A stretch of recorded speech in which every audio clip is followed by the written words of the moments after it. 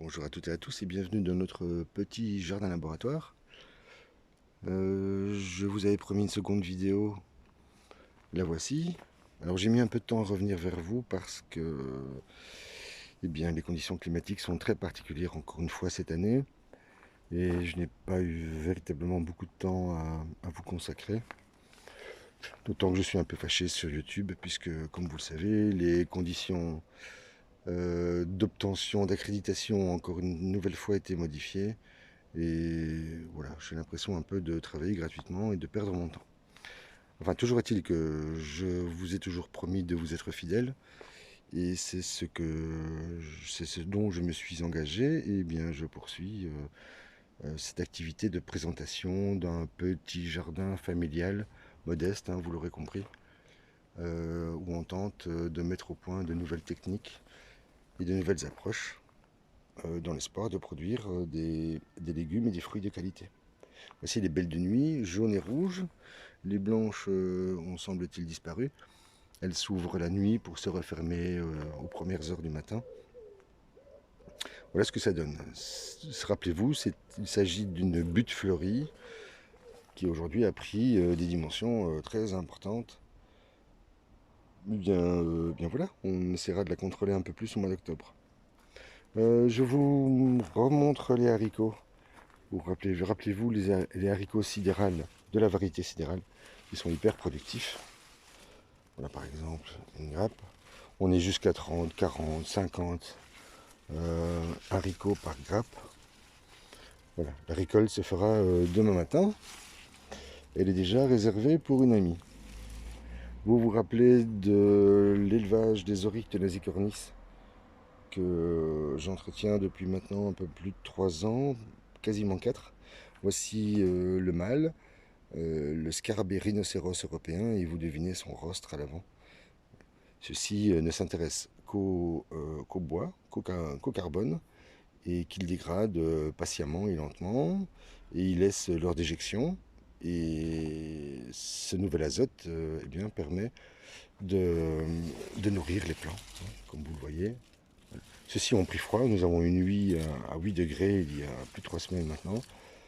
Et voilà, le manque d'eau également, puisque rappelez-vous, je n'arrose pas mes plantations, excepté au moment de la plantation, ensuite de l'implantation dans ce petit terrain, et par la suite, je les nourris après un mois d'attente. Hein, je les force à développer leur système racinaire, et au bout d'un mois, je leur apporte un purin de consou, d'ortie, de prêle et de banane, de peau de banane, pour avoir un peu de potassium. Et bien voilà, je pense que finalement, ça suffit à ce qu'ils aient une croissance relativement importante et qu'ils offrent des produits de qualité. Je vous le répète, la variété sidérale, puisque quelqu'un m'avait demandé de le réexpliquer. Haricots extra fins, sans fil, je vous invite vraiment à les mettre, hein. C'est un produit magnifique. Voilà. Ici, réalisé dans un bar, l'ancien bar à semis qui a été transformé en bar à fraises puis en bar à salade, et qui permet évidemment de récolter les haricots à hauteur.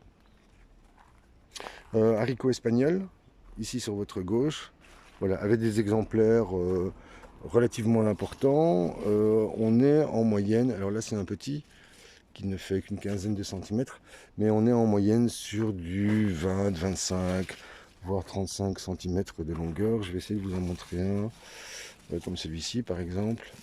Voilà, si je prends l'empan romain, là je suis déjà à plus de 20 centimètres, hein, du pouce à l'index. Mais on a des exemplaires un peu plus importants. Ils sont légèrement dufteux, hein, vous le voyez, mais à la cuisson, 10 minutes dans une eau salée, cuisson à l'anglaise, donc avec beaucoup de sel, eh bien, ils sont extra. Et ils se mangent à tous les stades, à ce stade-là, petit, mais également lorsque le pois commence à apparaître, voilà, comme ici. L'idéal, c'est d'avoir cette couleur un peu brillante. Voilà. Malgré les pois qui sont à l'intérieur, vous allez voir, c'est exceptionnel comme goût. Puis ça apporte beaucoup de couleurs au jardin. Alors je vais essayer de me reculer un peu pour vous montrer voilà, le volume que tout ça a pris.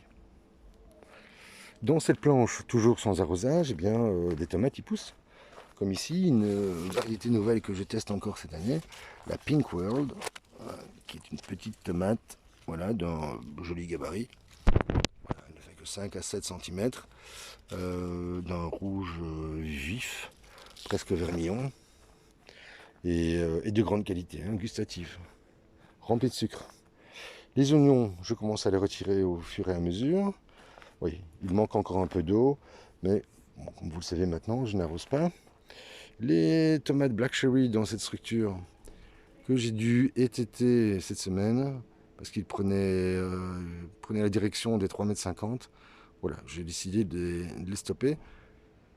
D'autant que le mildiou a fait son apparition, comme d'autres maladies cryptogamiques, hein, fusariose, alternariose et d'autres. Et je pense même que je vais devoir le retirer dans les 24 heures. La roquette, hein, qui s'étale dans l'espace, qui prend énormément de place. Roquette maraîchère celle-ci, très poivrée, très agréable. Le persil, à l'ombre et jamais arrosé, comme vous le savez maintenant. Voilà, c'est une très belle réussite cette année, de même que pour celui-ci. Rappelez-vous, je vous l'avais présenté, le persil plat géant d'Italie. Voilà, ce sont mes graines et je vous invite vraiment à les mettre également.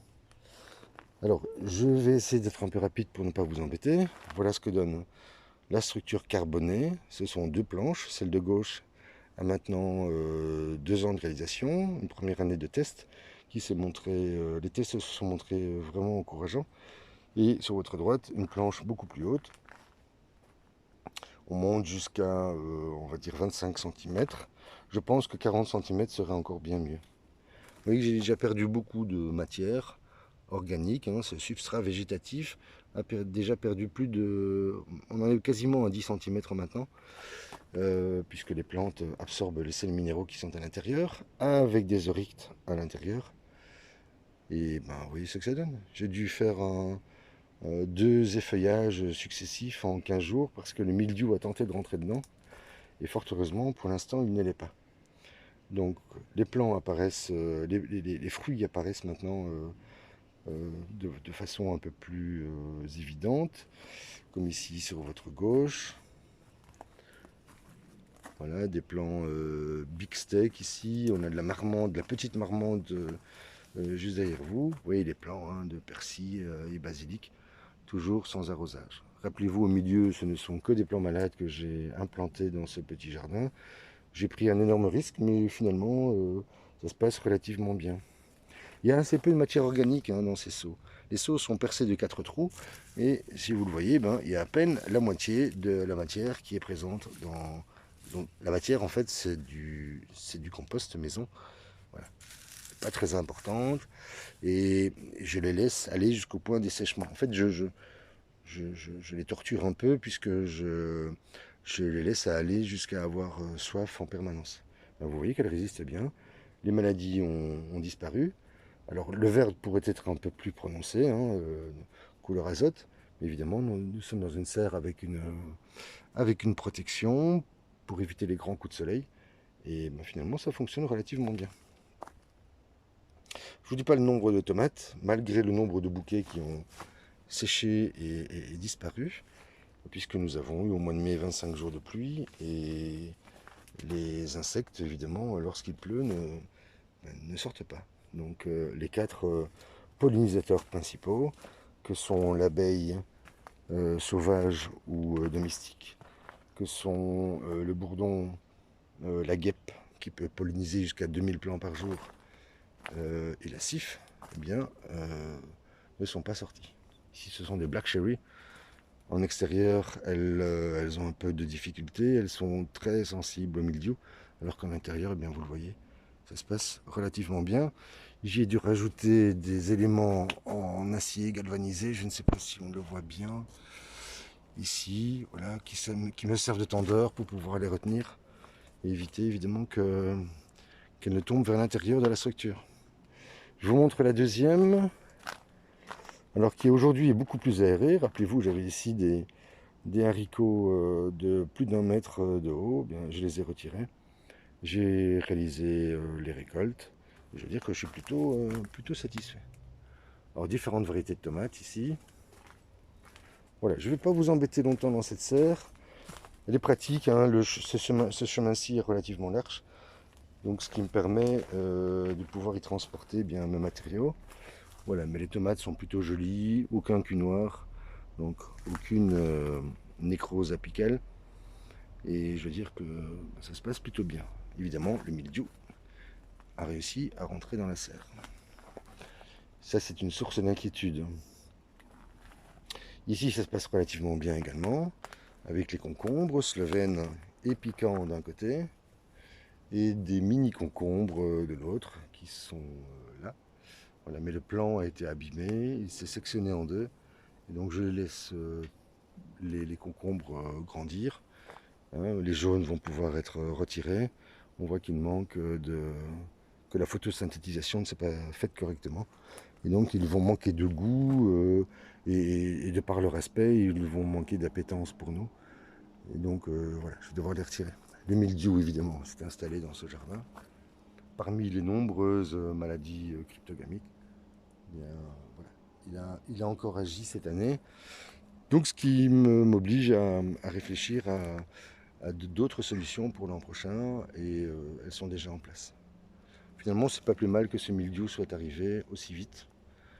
Je vous rappelle, 25 jours de pluie au mois de mai, au moment où la floribondité naturelle se met en place, où les plantes s'expriment au mieux, où les fleurs sortent en nombre. Eh bien, avec les tomates, nous ne les avons pas eues cette année. Voilà. Beaucoup de basilic, hein, rappelez-vous, basilic thaïlandais ici, basilic cannelle. Ça aussi, je vous invite à mettre, hein, c'est exceptionnel. J'ai des plants qui font plus d'1,50 m et comment dire et comment dire pardon, excusez-moi, je suis fatigué, je suis encore debout depuis 4 h du matin et il est 20 h maintenant à peu près. Et donc dans les basiliques, oui, j'ai des plants de plus d'1,50 m avec des feuilles qui sont plus grandes que ma main. Je sais pas si, enfin, j'ai une main comme tous les humains, à peu près de taille moyenne. Et c'est vrai que c'est une belle surprise cette année. Des plants de tomates ananas jaunes, voilà, décevantes parce que attaquées évidemment par les mildious. Ici, des tomates exceptionnelles en goût que sont les Sweetest Queen. Voilà, vous voyez, les feuillages ont dû être pratiqués à plusieurs reprises. J'en suis à 6 au total. Et malheureusement, eh bien, vous le voyez, le mildiou est là. Et donc, il n'est pas encore dans la tige principale, donc ça n'influencera pas encore le goût. Mais, mais voilà, il faut être très vigilant. Ici, ce sont, bien, vous les reconnaissez, hein, les cœurs de bœuf. Ici, cette nouvelle variété Nasson, également atteinte par le mildiou. Et à droite, la Tigrella, bicolore, tomate de table. Donc j'ai dû refaire un traitement, je ne sais pas si vous le devinez, le sulfate de cuivre. Voilà, il faudra donc nettoyer les tomates avant de les consommer. Elles sont plutôt jolies et le sucre commence enfin à arriver, mais malheureusement pour moi, eh bien, à nouveau les mildious. Dans la troisième structure, bon, que dire? Sinon que c'est plutôt une réussite cette année, sans arrosage. Et ça fonctionne toujours aussi bien. Là, ce sont des plants qui se sont installés par eux-mêmes. J'ai voulu les guider et bien, vous voyez ce qui se passe. Hein. Aux entrées de serre, on a souvent cette même problématique. On a les taux d'humidité très importants, peu de vent finalement, et par conséquent, eh bien, les maladies s'installent. Et sinon, ici à droite, les plants sont sains. Rappelez-vous, cette tomate japonaise très particulière, la Blue Ozu, dont les Américains ont inventé l'Ozu Blue. Ils ne se sont pas fatigués. Ils ont juste fait une inversion sémantique. Et bien voilà le résultat que ça donne. C'est plutôt réussi, je pense, cette année. Variété ici exceptionnelle, en goût, en sucre. La peau est délicate, fine. Aucun goût farineux dans le fruit. Hein. Vous vous souvenez que la tomate est un fruit puisqu'on part d'une fleur. Voilà. À maturité, vous voyez légèrement. Vraiment une réussite encore une fois cette année. Eh bien, nous verrons si le mildiou ne s'y installe pas. Alors, rapidement, voici la série des 5 planches. Et vous allez comme moi être déçus puisque le mildiou s'est installé partout. Une planche s'est même écroulée. La troisième, la médiane. Et je pense que je vais devoir travailler autrement l'année prochaine. Et en fait, ça me donne une idée, c'est que cette troisième planche médiane, eh bien, je devrais la consacrer aux poivrons et aux aubergines. Ça permettrait de ventiler en fait le centre de cette structure pour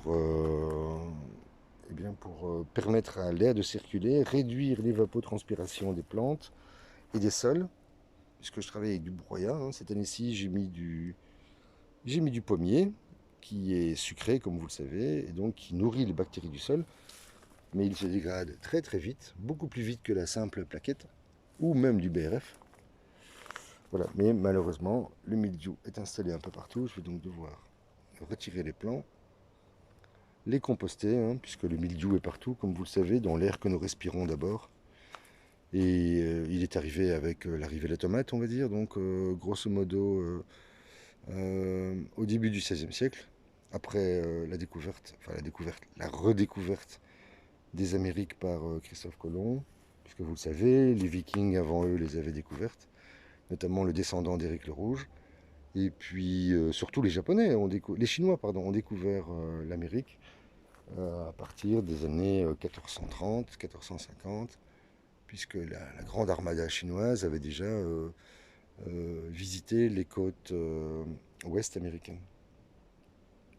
Donc, pour revenir à la tomate qui est originaire du Mexique, hein, le mot tomate vient du mot nahuatl, donc la langue des Mayas, tomotl, avec un TL à la fin. En italien, pomodoro, pomme d'or. Hein, les tomates devaient à peu près avoir cette taille, un tout petit peu plus grand, de la taille d'une petite pomme, peut-être pas la pomme d'api, mais une pomme de consommation moyenne. Mais pas seulement pour sa forme, mais également pour son sucre, puisque les Européens ont accepté la tomate bien dès qu'elle était un peu sucrée. Mais c'est dommage hein, pour tous ces jolis plants, ces nouvelles variétés que je teste cette année, malheureusement. Vous voyez, hein, le mildiou est là. Donc je vais devoir tout nettoyer. Ce sera fait à partir de demain, si tout va bien. Voilà, faut accepter hein, quand on est jardinier amateur comme moi, bien que ce genre de situation se produit. Malgré toute l'attention qu'on y porte, ce n'est pas suffisant. Les courgettes qui ont l'oïdium, comme vous le voyez, ça ne change rien au goût ni à la forme des fruits. Dans ce centre de carré potager, de 9 carrés potagers, alors j'y ai replacé les tomates où je les ai laissées partir, mais comme vous le devinez, même chose. À côté, vous avez un persil persil plat géant d'Italie. C'est une assez belle réussite. Dans ces planches, les 3 planches à salade, j'ai j'ai vidé 2 bacs et j'ai replacé des haricots hier soir. Nous verrons ce que ça donnera. Voici les belles Globetrotters qui étaient également une nouvelle variété. Malheureusement, hein, la tige est atteinte par le mildiou. Je vais devoir prendre des décisions radicales, je n'ai pas le choix. Mais j'ai un autre terrain, donc ça me permet d'avoir d'autres tomates ailleurs. Également ici, hein, dans ces nouveaux plants, en test encore une fois cette année, ce sont des money makers ici. Donc là c'est une tomate facile à faire hein, pour celui qui débute. C'est hyper productif. Ça fait des petites tomates, environ 80 grammes pièce. Voilà. Mais je vous le dis, malheureusement, l'attaque est déjà largement répandue. Et aujourd'hui, nous avons eu jusqu'à 36 degrés. Voilà. Donc il a séché. On nous annonce de la pluie pour cette nuit, voire pour demain matin. Je ne sais pas si vous le devinez dans le lointain. Voilà, la couverture nuageuse. Ce qui veut dire que eh bien, le mildiou va se réactiver avec l'évapotranspiration des plantes et des sols. Et le mildiou s'est fixé dans la tige principale, hein, c'est dommage. Hein. Si j'avais de belles cœurs de bœuf.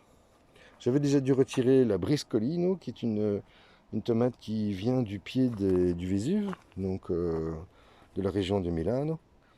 Et j'ai dû également retirer celle-ci, les Black Beauty, qui est une belle petite tomate bicolore. Voilà, malheureusement, c'est ainsi. La variété Pictorum, qui est également une nouvelle variété cette année, qui est hyper productive. Petite problématique avec la punaise verte puante, voilà, qui à son jeune stade a tendance à venir piquer les fruits. Toutes ces planches, ces carrés potagers n'ont jamais été arrosés. Et vous voyez, hein, cette floribondité naturelle des plants. Ici la tomate ananas jaune, magnifique. Voilà, je vais peut-être essayer de préserver ceci. Alors je pourrais encore continuer, mais j'ai déjà été un peu long, je pense. Ici aussi des ananas jaunes. Voilà. Ici la Pink World, qui est également une nouvelle variété, qui donne d'assez jolies tomates. Voilà. Je n'ai eu que 3 culs noirs depuis le début de la saison. Hein, donc cette fameuse nécrose apicale, donc finalement je suis relativement satisfait. Et ici à gauche, l'ananas version rouge, qui donne des plus petits formats très juteux. Mais également, hein, comme vous le devinez, hein, sensible au mildiou. Allez, je termine avec le basilic et le persil. Dans cette petite structure improvisée, achetée, rappelez-vous, pour 49 €, alors qu'elle elle est vendue pour 250. J'y ai placé un windy cover, donc c'est une toile tissée anti-insectes. Et ici, il y a 4 bacs et ils n'ont jamais été arrosés, excepté à la plantation. Bien, voilà ce que ça donne. Eh bien, figurez-vous que j'ai le mildiou du basilic. Regardez. Ouais, c'est un peu décevant. Hein. On sent que les plantes sont en train de souffrir, excepté les persils. Je ne sais pas si vous le devinez bien. Moi, je le trouve magnifique. Et même les plants de basilic taille ne devraient pas réagir de cette façon, mais voilà, cette année est encore très particulière, avec énormément d'humidité. Voilà, je vous laisse ici. Je vous retrouve dès que possible. Je vous souhaite une excellente soirée et je vous dis à très bientôt.